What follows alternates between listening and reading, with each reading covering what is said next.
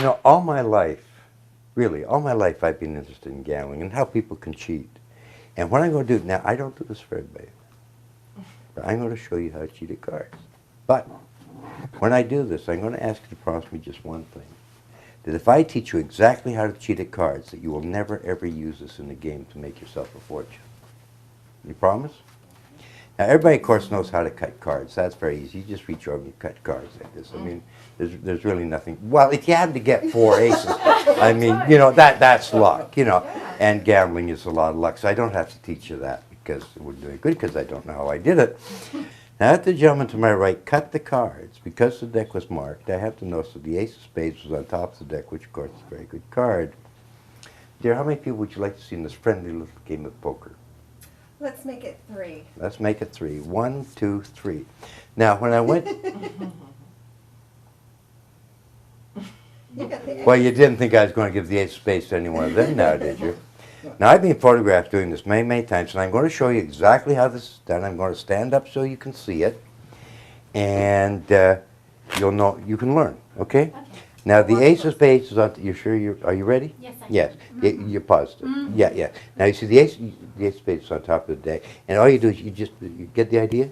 Yeah. I'll do it again for you. See, you just reach over, you take, you see, and now if you speed it up, of course, it starts to look a little bit better. Oh my God. Now, if you slow it down, of course, you can just do it like this, so you can see exactly how it's done. See, you just take the second card like that, and then you speed it up.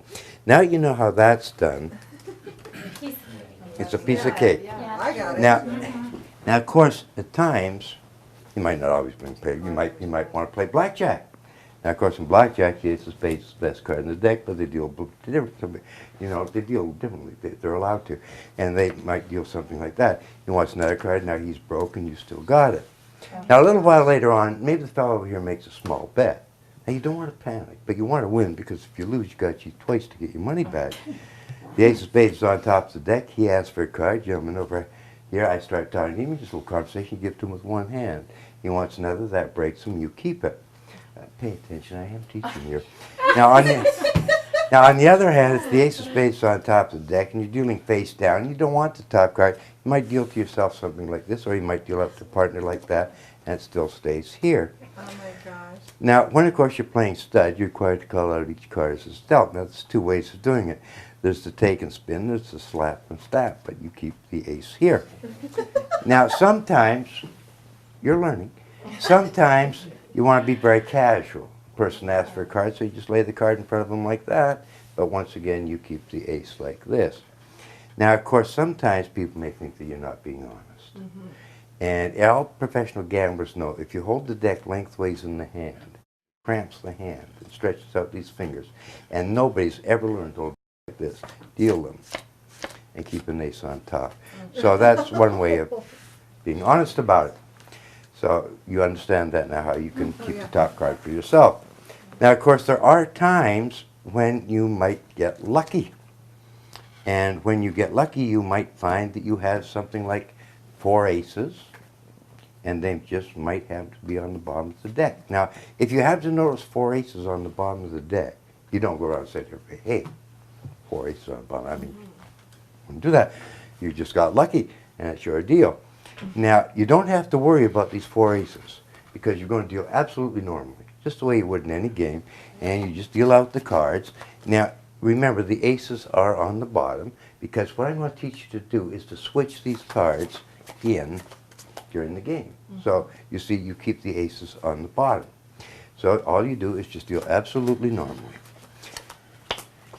Now, there's one thing that when you're doing this, is that when you put the deck down, you must place it exactly in this position so you can reach over without looking. You got to be very, very casual. So you pick up your hand and you're getting ready to switch. Well, if you happen to get the 4 aces, you don't have to worry about switching, so we won't worry about that.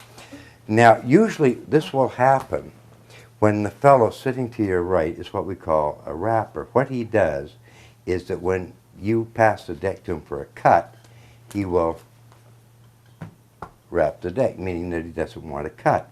That does not happen often. Some people insist on cutting the deck.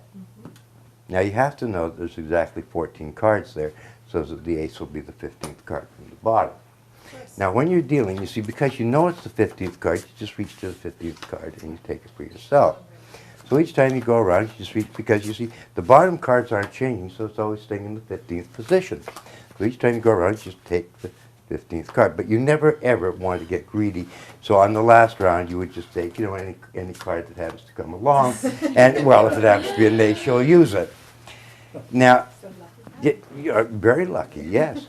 And, like, sometimes when you're in a game, and as I mentioned before earlier, you might want to be working with a marked deck. And I'm going to show you how you use marked deck, because the aces aren't always going to be together. They can be shuffled into various parts of the deck. So in order to show you what it would look like with a marked deck, I'm going to place the aces in face up. Now what this means is anytime I deal or come to an ace, you'll see exactly what I would see if I was using with a marked deck. And you will notice that they are the 4 aces.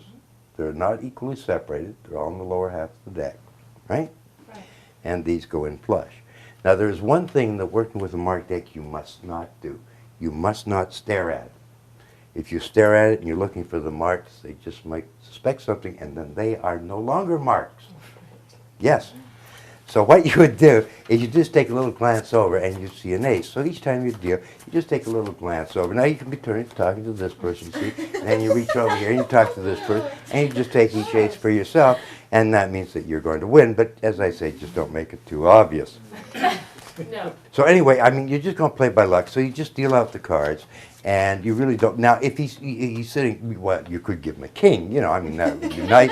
And well, you might take an ace for yourself of the same suit because you want a little bit of practice. Now, of course, the odds of him getting a pair right off the bat is very well. He did get a pair. But, yeah. Well, it's not going to happen all the time. And he's straight flushing. And well, I got an ace to match here. Yeah. And he's straight flushing over here. And he's straight. He got everybody into the game, right? Now, of course, that not anybody's going to get. Well, he got paired. Well, he got 3 kings, and what that means. Well, I got the 3rd ace. Yeah, that helps. Yes. Now, of course, at this point, you really don't want to do anything because I mean he's going to get suspicious if he happens to get it. Well, he did get a 4th queen, but king, which means that I have to get the 4th ace. Oh my gosh. So we're having a little game at my house this evening, and if you care to come over, I accept both Visa and MasterCard. Thank you very kindly.